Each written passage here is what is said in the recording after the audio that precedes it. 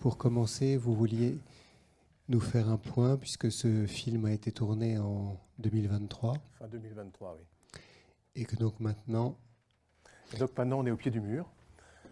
Donc, et spécialement aujourd'hui, puisque vous savez qu'il y a une décision qui a été, semble-t-il, prise entre le président de la République, la présidente de l'Assemblée nationale et le président du Sénat pour faire passer le texte qui a été déjà voté à l'Assemblée nationale au mois de mai et de le faire passer au Sénat rapidement. On n'a pas de ministre de la Santé, on n'a pas de gouvernement, on n'a pas de budget, mais le premier texte qui sera voté, ce sera la loi sur l'euthanasie. Voilà. Donc on en est là. Le centre de soins palliatifs de Houdan, vous voyez cette femme absolument remarquable, docteur Estelle Destré, qui est une femme remarquable. Elle n'est pas catholique, elle ressemble à une punk, mais elle fait une médecine hippocratique comme on n'en fait plus. Ce centre a fermé.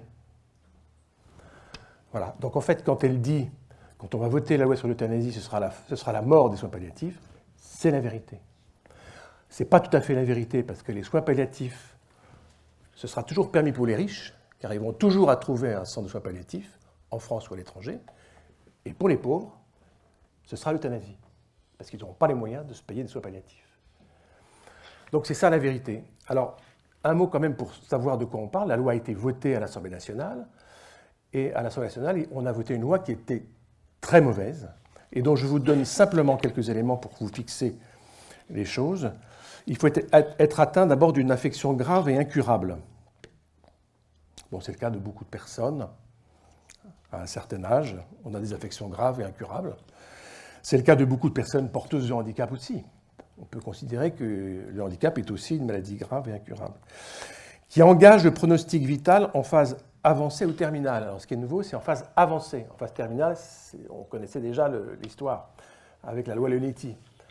Mais maintenant, c'est en phase avancée. Qu'est-ce que ça veut dire avancer? C'est un mot qui est très vague. Bon. La phase, elle ne fait qu'avancer. Donc, on est toujours en phase avancée. On peut, dès le début, être en phase avancée. Donc, c'est un mot qui est extrêmement vague. Il suffit d'être en phase avancée. La phase avancée est définie comme l'entrée, écoutez bien, l'entrée dans un processus irréversible marqué par l'aggravation de l'état de santé de la personne malade qui affecte sa qualité de vie. Évidemment. Quand on a une maladie grave et incurable, on entre dans un processus irréversible marqué par l'aggravation de l'état de santé. Ben, c'est vrai pour toute maladie et ça se termine comme ça pour tout le monde, toujours.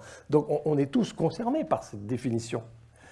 Qui affecte sa qualité de vie? Ben, oui, évidemment, quand on a une maladie grave et incurable qui avance, la qualité de vie, elle est forcément affectée. Donc vous voyez que c'est des définitions extrêmement générales qui englobent tout. Donc beaucoup de personnes d'ailleurs porteuses de handicap, nous y sommes particulièrement sensibles parce que la raison pour laquelle on se bat aussi, c'est parce que nous avons des personnes qui souffrent d'un handicap mental et la tentation et le risque, c'est que beaucoup de personnes porteuses de handicap pourront être reconnues comme rentrant dans cette définition de phase avancée et sont donc éligibles. Et puis enfin, il faut présenter une souffrance physique ou psychologique constante liée à cette affection qui est soit réfractaire au traitement, soit insupportable pour les personnes qui ont décidé d'arrêter tout traitement. C'est-à-dire que, ou bien c'est réfractaire, et à ce moment-là, on peut rentrer dans une phase de sédation, c'est prévu par la loi Leonetti, ou bien il faut que ce soit considéré comme insupportable par la personne elle-même qui le dit et qui a refusé tout traitement. Donc la personne qui souffre beaucoup et qui dit « je refuse tout ben, », nécessairement, elle souffre. Donc vous voyez qu'on rentre dans quelque chose d'extrêmement subjectif. Voilà ce que je voulais vous dire. Donc en fait, le texte, il est très mauvais, il est plus mauvais qu'on ne le pensait. Il concerne à la fois l'euthanasie et le suicide assisté. Vous voyez la différence. Le suicide assisté, c'est la personne elle-même qui ingère le produit qu'on lui donne, alors que dans l'euthanasie, c'est le médecin qui procède à cette injection ou qui lui donne, parce que la personne ne peut pas le prendre elle-même. En réalité, c'est une distinction qui est beaucoup moins marquée que dans l'exemple suisse, parce que l'exemple suisse, c'est vraiment la personne qui tourne la molette, et il n'y a plus personne dans la salle sauf une caméra. En fait, en France, bon, le médecin qui tend le médicament avec la potion létale, ça s'appelle de la complicité. Et la complicité, elle est punie normalement de la même peine que l'acte lui-même. Donc il y a vraiment une différence qui n'est pas très importante. Ce qui est aussi à noter dans cette loi, c'est le refus de la clause de conscience pour les pharmaciens. Or, les pharmaciens sont comme ceux qui délivrent le produit létal. Or, il n'y a pas de clause de conscience pour eux. D'ailleurs, ce qui n'est pas rassurant, ils ne la demandent pas, et même ils ne la veulent pas. Donc, bon, vous voyez qu'on est quand même dans une société qui est bien dégradée. Et puis enfin, il y a, pour couronner le tout, il y a ce qu'on appelle le délit d'entrave, qui punit donc de 30 000 € d'amende et 2 ans de prison la tentative de dissuader une personne de recourir à l'euthanasie. Donc ça veut dire que même si les médecins, on considère qu'ils ont la clause de conscience, c'est-à-dire que les médecins ne sont pas obligés de faire l'euthanasie, tout du moins les médecins du privé, parce que les médecins du public sont obligés de le faire, eh bien le médecin du privé doit réadresser son patient à un médecin qui, lui, acceptera de délivrer la potion létale. Donc vous voyez que dans le geste du médecin qui ne veut pas pratiquer l'euthanasie, mais qui réadresse son patient à quelqu'un qui va le faire, il y a aussi une forme de complicité ou au moins d'abandon. Or, la médecine, c'est le contraire de l'abandon, en fait. Bon, là, ce sont des médecins à qui on va demander d'abandonner le patient. Donc c'est une situation qui est extrêmement dégradée. Voilà ce que je voulais vous dire. On peut revenir sur différentes choses, mais la Fondation Jérôme Lejeune a été auditionnée une demi-douzaine de fois dans les différentes phases de la loi à l'Assemblée nationale et au Sénat. Nous avons toujours été très bien accueillis. En fait, les sénateurs ou les parlementaires ont à recueillir en fait, l'avis d'un certain nombre d'experts qu'ils interrogent, mais comme s'ils faisaient une sorte de devoir, parce qu'il faut qu'ils interrogent des gens qui sont pour et des gens qui sont contre. Alors comme la Fondation est toujours contre, elle coche la case à chaque fois et on se retrouve généralement avec ceux qui sont pour, avec la DMD, etc. Donc on dit ce qu'on a à dire, on nous remercie, mais en réalité, les dés sont jetés et on a vraiment l'impression que les dés sont jetés depuis longtemps, quoi qu'on fasse, quoi qu'on dise. On ne peut pas dire qu'il n'y a pas eu de débat, on ne peut pas dire qu'il n'y a pas eu d'article dans les journaux, on ne peut pas dire que la Société française des soins palliatifs ne s'est pas battue. Elle s'est battue, et très bien battue. Et le Dr Claire Fourcade a été vraiment remarquable, parce que ça a l'air facile. On pense que les soins palliatifs, c'est un monde unifié, mais non. Mais non, il y a beaucoup de centres de soins palliatifs avec des associations différentes qui ne partagent pas tous exactement le même point de vue. Certaines sont plutôt favorables au suicide assisté, mais pas à l'euthanasie. Certaines veulent, pour éviter l'euthanasie, accepter le suicide assisté, ce qui n'est pas génial intellectuellement, parce que c'est le moindre mal. Mais le moindre mal n'est pas un petit bien. Si on accepte le suicide assisté, on accepte l'euthanasie. En tout cas, dans la démarche française, c'est ce qui est prévu. Donc, en fait, il y a eu tout ce débat-là, il y a eu des échanges, tout a été dit. Il y a moi, je suis intervenu plusieurs fois avec une personne de la Fondation qui est elle-même fille d'un grand handicapé qui a eu la maladie de Charcot à la fin de sa vie, et puis qui a 3 enfants handicapés. Donc, elle a parlé en tant que fille de grand handicapé qui était justiciable, éligible à l'euthanasie, et comme mère d'enfants handicapés, en disant « je suis inquiète pour mes enfants, parce que le handicap deviendra à lui seul une cause d'euthanasie ». Mais en fait, les choses n'impriment pas. On a l'impression de l'eau qui dégouline sur le plumage d'un canard, si vous voulez. Il ne faut pas se tromper. Nous, on a bien vu au début, les arguments, on les ressent un petit peu dans le film, étaient ceux du début du débat, c'est-à-dire il y a encore une demi-douzaine d'années, on parle de la dignité, Association pour le droit de mourir dans la dignité. Qui aujourd'hui pense que les gens perdent leur dignité parce qu'ils sont impotents, inconscients, incontinents? On ne perd pas sa dignité. La dignité, elle est attachée à la vie de la personne humaine parce que c'est un être humain, parce que c'est une personne humaine. Elle est digne, elle est toujours digne. Ce qui n'est pas digne, c'est le regard que nous portons sur ces gens-là, parce que c'est nous qui disons c'est des légumes ou ça mérite pas d'être, c'est une vie qui ne mérite pas d'être vécue. Donc la dignité. Même les gens, j'ai rencontré des personnes de la DMD qui m'ont dit qu'ils gardaient le titre par fidélité à l'histoire, mais qu'au fond, c'était un peu ridicule parce que la notion de dignité, elle n'est pas contestable. Ou alors, à ce moment-là, on fait le tri automatiquement entre les gens qui sont dignes et ceux qui ne sont pas dignes. Après ça, l'autre argument, c'est l'argument de la souffrance qui a été beaucoup développé aussi, en particulier par aussi les gens de la DMD. Moi, j'ai fait des débats quelquefois avec eux. En fait, il commence toujours par raconter d'histoires personnelles en disant « j'ai perdu mon père dans des souffrances atroces, etc. » Enfin, on a l'impression que tous ces gens-là ont perdu leurs parents ou des proches dans des situations où personne n'a jamais pu les aider. Bon, c'est aussi une déformation totale de la réalité. Ça a été dit par les médecins, en particulier le docteur Gomas, qui est un des pères des soins palliatifs. Aujourd'hui, la médecine n'a jamais été aussi capable de maîtriser la souffrance. Maîtriser, ça ne veut pas dire supprimer, ça veut dire s'en rendre maître pour que ce soit supportable. Et il y a des cas qui échappent à ça, c'est ce qu'on appelle les souffrances réfractaires, il ne faut pas le cacher, mais quand ça existe, il existe une solution que les médecins connaissent, et connaissaient même avant la loi Leonetti, c'est la sédation. La sédation, on vous endort comme dans une opération chirurgicale. Bon, sédation proportionnée, vous voyez, le docteur Estelle Destré dit proportionnée, bon, mais si jamais ça se prolonge, on continue. Mais c'est un moyen dont la médecine dispose. Donc, parler systématiquement de cette forme de souffrance pour laquelle on ne peut rien faire, c'est aussi faire une sorte de procès d'attention à la médecine, c'est-à-dire que la médecine, ce sont des puissants finalement qui nous imposent de continuer à vivre et qui donc font de l'acharnement thérapeutique et nous maintiennent en vie en nous faisant souffrir. Enfin, ce n'est pas acceptable d'entendre ça aujourd'hui. Il y a eu par le passé, ça a été dit aussi, quelquefois des excès en matière d'acharnement thérapeutique. C'est vrai, quand on a commencé à développer les anticancéreux, bon, on prolongeait beaucoup parce qu'il fallait voir comment ça marchait. C'est fini cette époque-là, donc ça c'est terminé. Donc cet argument de la souffrance, il faut le replacer dans son cadre. On ne peut pas dire qu'on ne souffre pas. En tout cas, la médecine fait tout ce qu'elle peut et tout ce qu'elle peut faire et tout ce qu'elle doit faire pour éviter les souffrances. Cela dit, il lui faut des moyens. Et il lui faut des moyens de soins palliatifs. Elle ne les a pas, et ça fait 30 ans que ça dure. On nous dit on va faire des soins palliatifs maintenant, mais ça fait 30 ans qu'on a fait des soins palliatifs. Et là, on enferme. Alors qu'on est en plein débat, où jamais on pourrait montrer qu'on donne des moyens à soins palliatifs, on le ferme. Et puis, il faudrait aussi développer les centres antidouleurs qui ne sont pas suffisamment développés. Donc, on voit bien, et c'est ça qui est tragique, c'est qu'au fond, c'est pas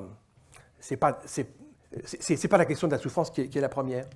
Derrière, il y a des intérêts qui sont plus sordides. Et puis, enfin, la question de la liberté, on insiste beaucoup, c'est ma liberté. C'est mon corps, mon choix. Bon, c'est le même slogan qu'on a entendu dans d'autres débats. Ma mort, mon choix. Je choisis. C'est moi, ça ne vous dérange pas. Ça ne gêne personne que je me tue.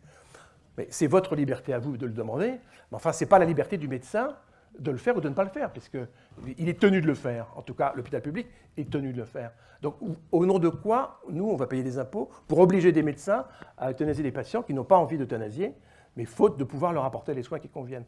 Donc tout est faussé, vous voyez, dans ce débat. Je pense que ce qu'il faut retenir, mais pardon, je veux vous laisser poser des questions, parce que je pourrais continuer trop longtemps. La seule chose, malheureusement, qu'on voit apparaître en filigrane dans le film, la véritable raison, c'est la raison du manque de moyens.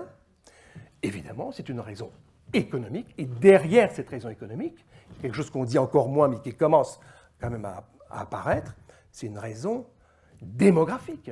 Nous ne pouvons plus faire vivre notre système de santé et de retraite qui est basé sur la solidarité entre les générations. Et pourquoi ? Parce qu'on n'a plus d'enfants et parce que les boomers, qui ont été dans le collimateur pendant un moment, n'ont pas fait assez d'enfants. Et le drame de la retraite, c'est exactement ça. Bon, vous savez très bien. Bon.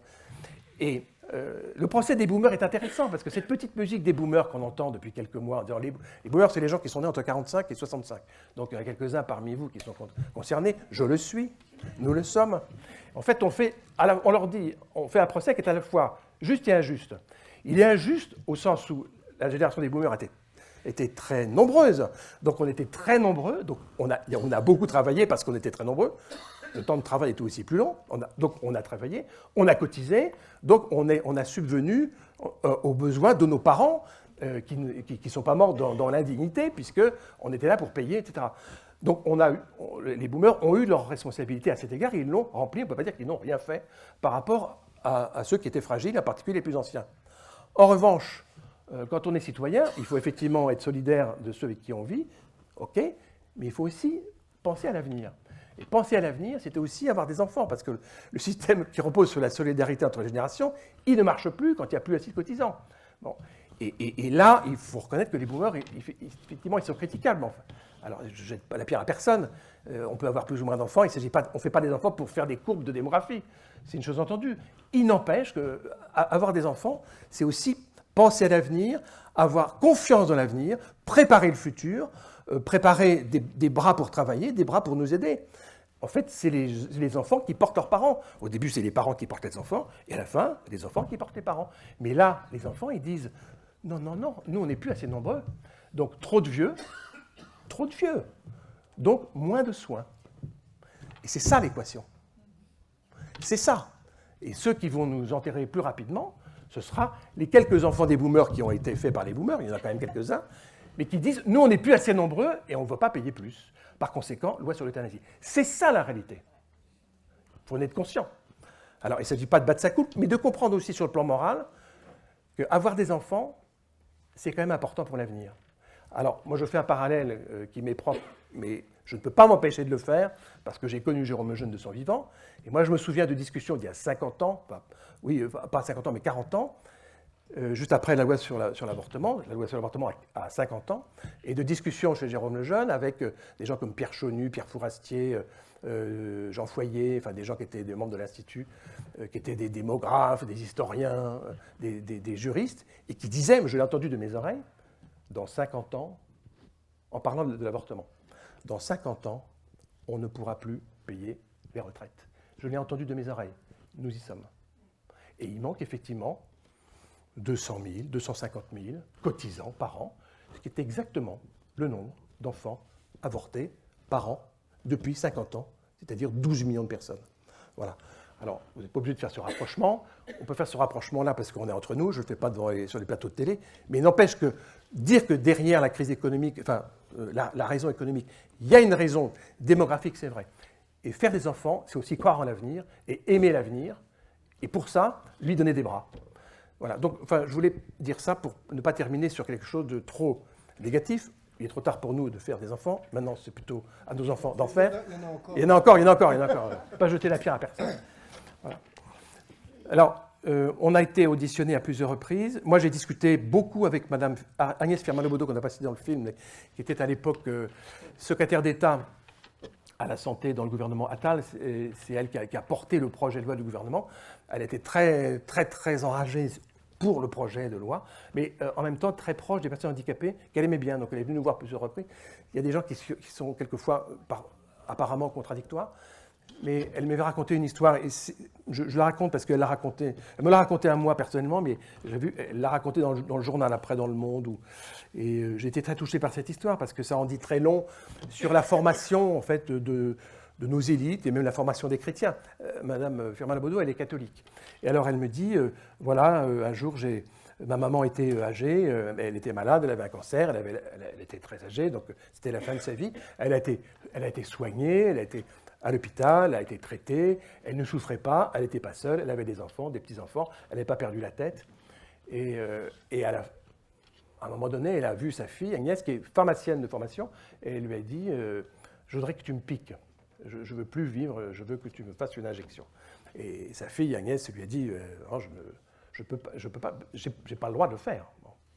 Bon, déjà la réponse, j'ai pas le droit, c'est pas tellement, bon, c'est bizarre, mais enfin bon, j'ai pas le droit. Et après ça, elle m'a dit, si la loi avait existé à l'époque, je l'aurais fait. Et je lui ai dit, mais enfin, pourquoi elle n'était pas seule, elle ne souffrait pas, elle était entourée, etc. Mais elle m'a dit, on ne peut rien refuser à ceux qu'on aime. Voilà. Et elle était catholique, elle ne s'est pas cachée être catholique, pratiquante, etc. Donc, en fait, vous voyez, il y a quand même un décalage dans la tête des gens, quelque chose qui ne colle pas.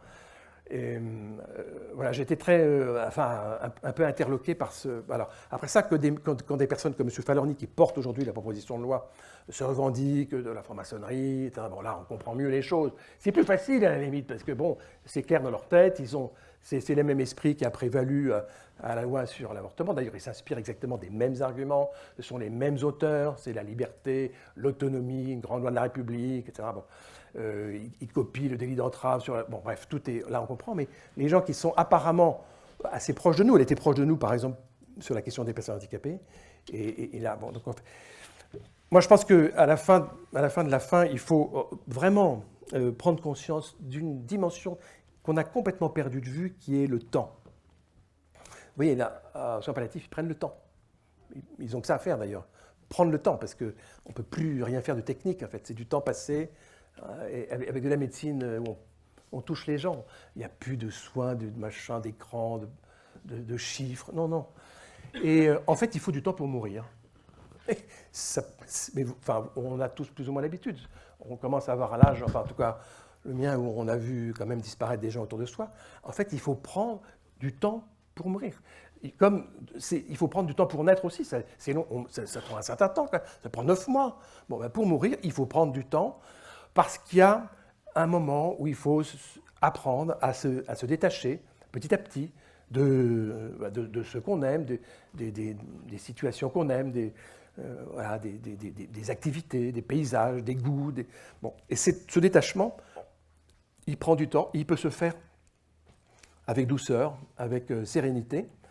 Et je pense que le faire en bloquant, en bloquant un week-end pour aller faire ça en Suisse ou en Belgique, c'est quand même pas du tout l'idéal. Et ce que disait le docteur Gomas, il disait, vous savez, quand la personne est bien prise comme ça, et qu'elle est entourée, et qu'elle est aimée, et on soulage sa douleur, et qu'elle reste dans un cadre familial, etc., il y a un moment donné, la personne, elle meurt quand elle veut.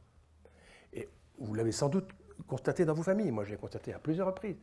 Et elle choisit toujours un moment pour mourir où on n'est pas là. On est parti à la cuisine se faire un café, on est descendu l'escalier, ouvrir, voilà. Et au fond, c'est ça. Et les médecins qui font les soins palliatifs, j'ai bien vu, moi, pour certaines personnes qui sont proches, on voyait bien qu'à la fin, ce que je ne comprenais pas d'ailleurs au début, ils disaient, mais madame, vous pouvez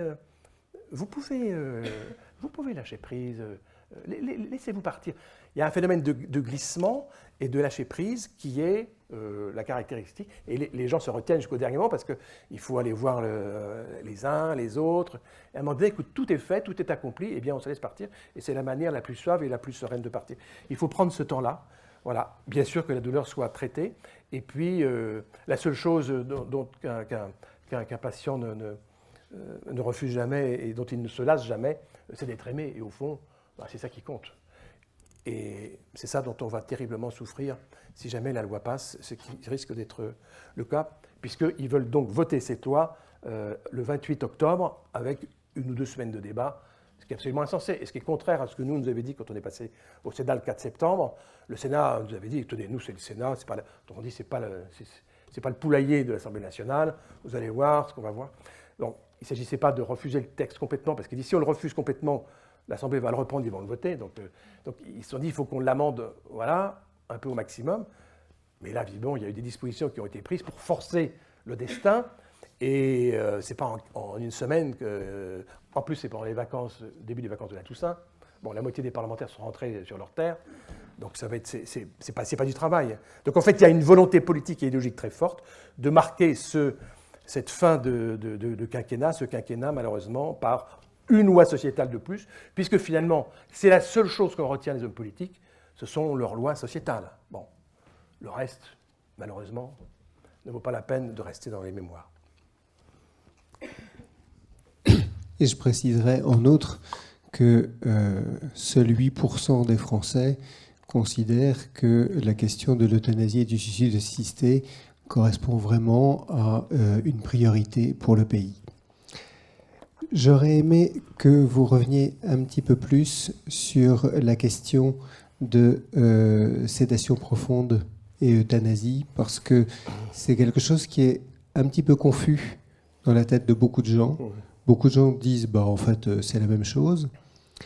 Et au-delà de ça, qu'est-ce que vous répondriez à une objection que j'ai entendue, qui est de dire, oui, mais enfin, ne jouez pas les vierges effarouchées. On sait très bien que dans les hôpitaux, quand soit les patients font face à une douleur réfractaire, soit parce que de toute façon, on est vraiment là, ça se termine, quoi. Enfin, et donc, allez hop, un peu de morphine en plus, ça s'est toujours pratiqué. Et donc, finalement, cessons d'être hypocrites. La loi permettra au moins de faire les choses de façon claire et nette. S'agissant de la morphine, c'est assez classique. Et là, on applique la règle morale du double effet, c'est-à-dire qu'en fait, si une personne souffre beaucoup et qu'il faut lui remettre de la morphine, on sait très bien qu'à la longue, ça fatigue le cœur et que le cœur finira par lâcher. Mais c'est la règle du double effet. On ne cherche pas la mort de la personne, on veut simplement qu'elle arrête de souffrir, et donc on lui donne un médicament au risque que ça abrège sa vie. Donc ça, je pense que c'est cadré, enfin c'est clair dans la tête des soignants, c'est clair dans la tête des patients, ça va. Bon, c'est pas idéal, mais enfin, de toute façon, il n'y a pas beaucoup d'idéal à la fin. Il faut faire comme on peut, et au maximum, dans le respect de la vie des personnes. Non, la question qui est plus compliquée, c'est la question de la sédation profonde et continue, parce qu'elle fait appel à deux lois, la loi Leonetti et la loi Claes-Leonetti. Or, bon, moi, je considère à titre personnel, je ne suis pas le seul à le penser, que la loi Claes-Leonetti en particulier a été la première marche vers l'euthanasie. Parce que quand vous parlez de sédation profonde et continue jusqu'au décès, parce que dans la loi, c'est jusqu'au décès, c'est écrit jusqu'au décès. C'est-à-dire que vous avez l'intention que ça se termine par le décès quand même. Alors quand on donne une injection de sédatif jusqu'au décès, on ferme la porte, on dit voilà, Madame Dupont, demain matin, je ne la reverrai plus, ou demain matin ou dans 3 jours. Donc l'intention est quand même douteuse. Même si on dit on ne veut pas donner la mort, mais enfin, qu'est-ce que ça veut dire je ne veux pas donner la mort et en même temps dire ce sera jusqu'au décès. Donc il faut voir que ces deux lois, la loi Claes-Leonetti qui est la première qui permettait arrêter les traitements, voilà, arrêter tous les traitements, était une loi qui réagissait aussi à des situations qui avaient défrayé la chronique et pour lesquelles le législateur avait souhaité des dispositions qui, quand même, permettent aux médecins de s'en sortir. Donc, la loi Leonetti permettait d'arrêter les traitements, mais en considérant les traitements. Donc, c'est-à-dire pas d'acharnement thérapeutique, mais ça, on est d'accord. Donc, pas d'acharnement thérapeutique, mais en même temps, ils comprenaient dans les traitements la nutrition et l'hydratation, ce qui était déjà une faille, parce que quand on dit arrêter les traitements, ça ne veut pas dire... La nutrition et l'hydratation, ce ne sont pas des traitements. C'est dû à la personne. Alors, il s'agit évidemment, en fin de vie, on sait très bien que la personne, elle n'a plus envie de manger, elle n'a plus envie de boire. Mais dire, voilà, Madame Mattel, on va arrêter les traitements, et par la même occasion, arrêter aussi la nutrition et l'hydratation, ça ne va pas. Je veux dire, voilà, il ne s'agit pas de gaver la personne, parce qu'elle a encore soif, au besoin de se désaltérer. Or, il s'est passé avec la loi Leonetti des situations comme l'affaire Vincent Lambert, que nous, on a suivi de très près parce que la famille de Vincent Lambert nous a demandé de l'aider sur le plan juridique en particulier. Et Vincent Lambert, il a été justiciable de ce traitement-là, entre guillemets, c'est-à-dire qu'il est mort de faim et de soif. Bon. Alors qu'il n'était pas dans le coma, il était dans une situation post-relationnelle, c'est-à-dire avec un degré de conscience faible. Mais ça, c'est des situations qui sont appréciées par les neurologues. Le coma, c'est une chose. La situation post-relationnelle, c'en est une autre. Donc, il réagissait à certains stimuli. On avait du mal à savoir s'il voyait ou ne voyait pas, mais il ouvrait les yeux, il bougeait. Enfin, bon, il n'était pas du tout justiciable de ce type de choses. Donc, en fait, il est mort dans des souffrances abominables parce que l'hôpital a tenu absolument, en dépit des procès qu'on avait faits, à mettre à terme à sa vie de cette manière-là. Alors, après ça, quand on a vu ça, le gouvernement s'est dit plus jamais ça, on ne recommencera plus. Et maintenant, ils ont fait la loi Claes-Leonetti qui ajoutait à la suppression des traitements, à l'arrêt de tout traitement, la sédation profonde et continue en disant, alors d'accord, on coupe tous les robinets, et puis on ne le soigne plus, mais en même temps, on lui donne une injection pour le sédater jusqu'au décès. Bon, ça a été assez critiqué par les partisans de l'euthanasie aussi, parce qu'ils disaient, en fait, à partir du moment où vous acceptez que la personne meure dans un délai d'une semaine ou de 5 à 7 jours, et que vous savez que c'est ce qui va se passer fatalement, parce qu'il n'y a pas de retour en arrière, pourquoi vous acceptez ça en 5 à 7 jours, alors qu'on peut le faire en une demi-journée, enfin je veux dire en 1 heure. Bon. Et le raisonnement n'était pas faux. Bon, donc moi je pense pour ma part que c'était le pas de trop. En plus, Claes-Leonetti, c'était la carpe et le lapin, parce que Leonetti était LR et Claes était socialiste. Donc en fait, on sait très bien dans ces cas-là, celui qui l'emporte. Donc c'est une disposition mauvaise. Alors, une fois que j'ai dit ça, nous on a décidé, au moment où est partie la loi sur l'euthanasie, de ne pas repartir sur le débat Claes-Leonetti ou Leonetti, parce que alors là, bon, les gens ne comprennent plus rien. Donc et puis on comprend que politiquement, Les parlementaires, je pense en particulier aux parlementaires LR, bon, ils disent, nous, on a besoin de s'adosser à quelque chose, en disant, on ne va pas plus loin que. On ne va pas plus loin que ça. Donc en fait, pour les parlementaires, politiquement, ils disaient, nous, on a déjà la loi Claes-Leonetti, on n'ira pas plus loin. Donc c'est clair, ça ne donne pas un brevet de respectabilité définitif à la loi Claes-Leonetti, mais enfin ils disent, nous, voilà, on a ça, c'est la ligne rouge, on n'ira pas plus loin. Voilà. Donc on a essayé de ne pas reparler de ça pour ne pas embrouiller le débat. Moi, je pense que c'était un pas de trop. Mais bon, c'est mon avis personnel. J'aurais aussi une question aux juristes. Vous avez évoqué l'apparition, effectivement, dans le projet de loi du délit d'entrave. Dans ces conditions, si la loi est votée demain, comment est-ce que les équipes médico-psychologiques qui font de la lutte de prévention du suicide pourront continuer à opérer ? C'est toute la question. Je ne comprends pas comment ils se débrouillent, comment ils vont se débrouiller, parce que voilà, si votre neveu menace de sauter d'un pont, vous avez le devoir de l'empêcher de sauter. Et si votre vieille tante dit « je veux mourir », vous avez le devoir de la laisser partir. Donc, comment on va faire ? En tout cas, il y a une profession qui est très mal à l'aise dans cette affaire, c'est les psychiatres. Et ça, ils l'ont dit tardivement, mais ils l'ont dit quand même. Parce que le psychiatre, le psychiatre qui voit arriver des patients qui disent « je veux mourir », c'est le pain quotidien du psychiatre. Ça ne le vole pas. Hein. C'est vraiment ça toute la journée, il le sait. Bon, et donc, il est là pour répondre à ça et pour montrer que ce désir de mort, il faut l'analyser. Qu'est-ce que vous voulez dire par là ? Bon. C'est tragique pour les psychiatres, en fait. Et ils l'ont dit. Donc, on ne peut pas à la fois faire de la lutte contre le suicide, la prévention du suicide, et en même temps interdire de dissuader quelqu'un de se suicider. Je ne sais pas comment ça va se passer.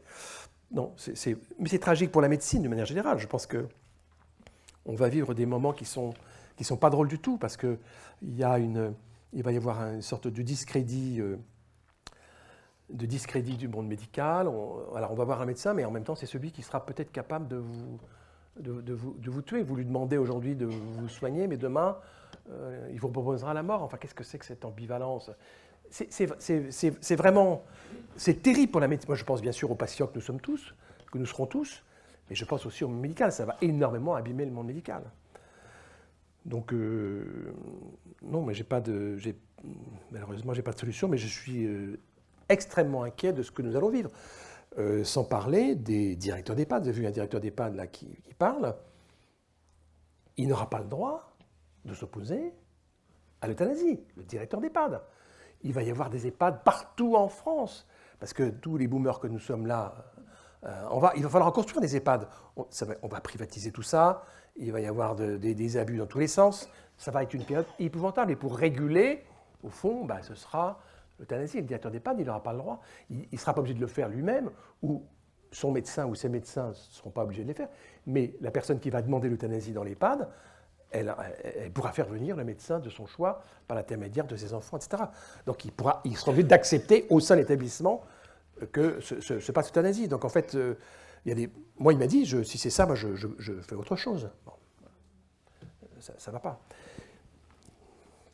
On a peut-être quelques minutes pour prendre une ou deux questions, si parmi vous, quelqu'un souhaite intervenir. Dans le texte de loi... Attendez, je vous apporte le micro.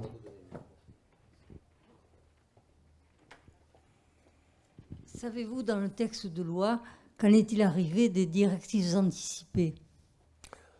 Les directives anticipées. Oui. Alors, cette directive anticipée, ça a été fait par la loi Leonetti, la première loi Leonetti. Mais est-ce qu'elles persistent dans la nouvelle loi ? Ou est-ce qu'elles ont été supprimées ? Ah non, elles persistent. Elles persistent. Oui. D'accord. Merci. Est-ce qu'il est exact que dans l'étude faite au Canada, la question avait été posée de combien ça rapporterait à l'État si on euthanasiait les plus de 75 ans ? Je ne sais pas. Vous avez vu que le Canada a fait déjà une étude pour voir ce que ça rapportait.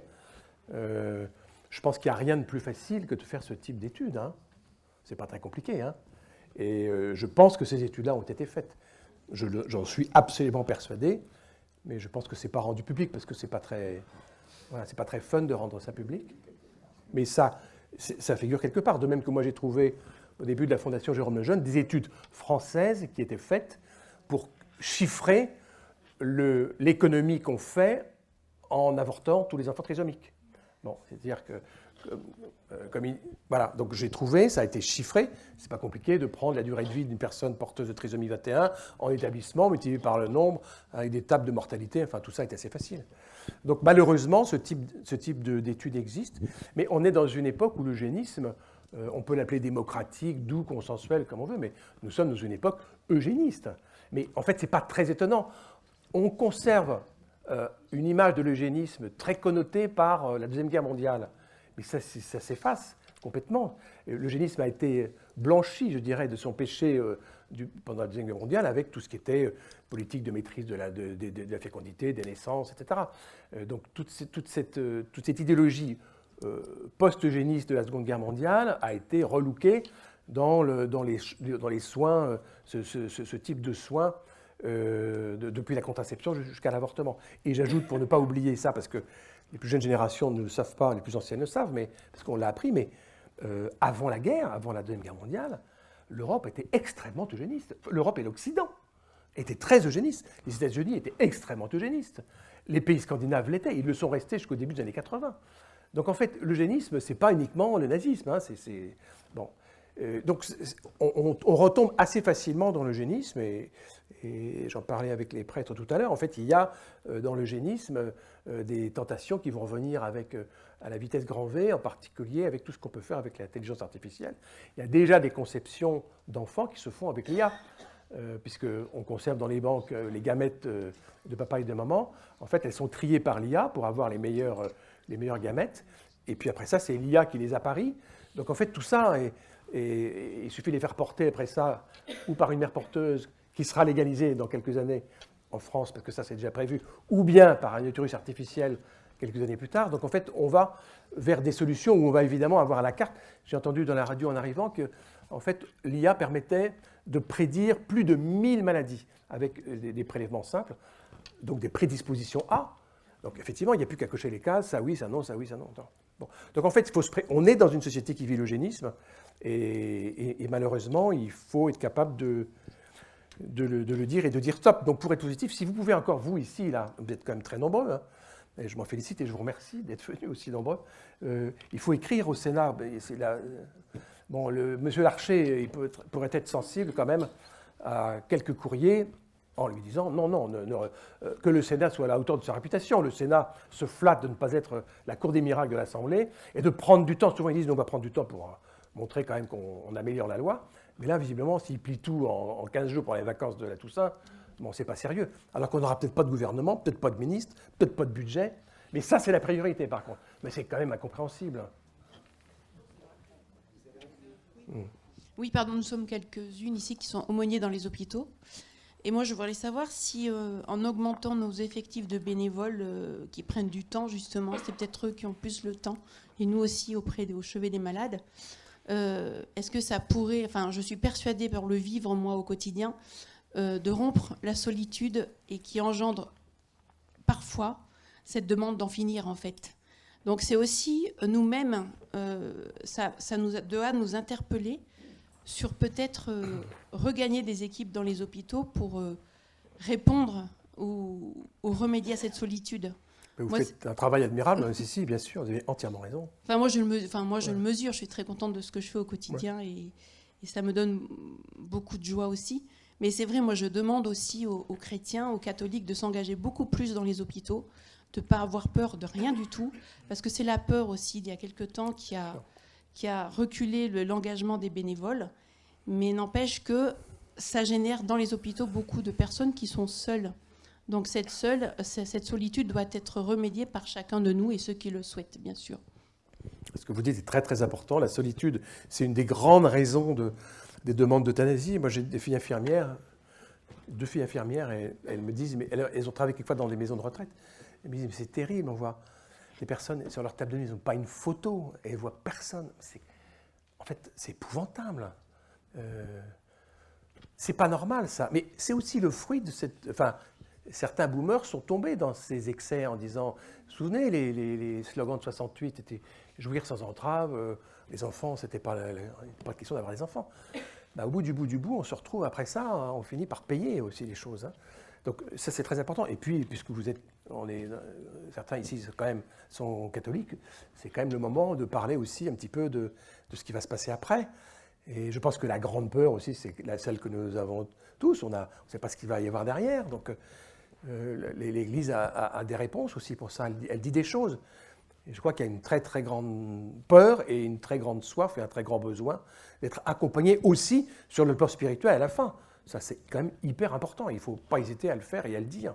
Et après, il y a la possibilité qu'un prêtre puisse passer, dans certains cas quand même.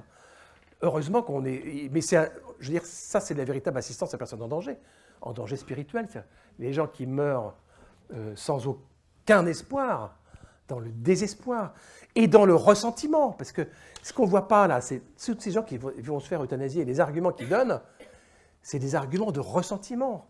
Enfin, au lieu de mourir dans la gratitude, quand on voit des gens mourir dans la gratitude, moi je me souviens de gens qui disent en mourant, c'est formidable, vous êtes tous là, merci d'être là, c'est formidable. Enfin, bon.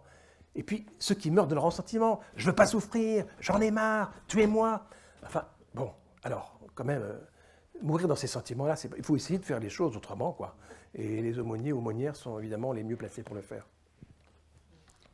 Donc merci Isabelle d'avoir proposé, pour terminer, donc, de nous rappeler à la solidarité et de nous redonner à tous un message d'espérance. Monsieur Lemesnay, est-ce que vous souhaitez dire un mot de conclusion, puisque...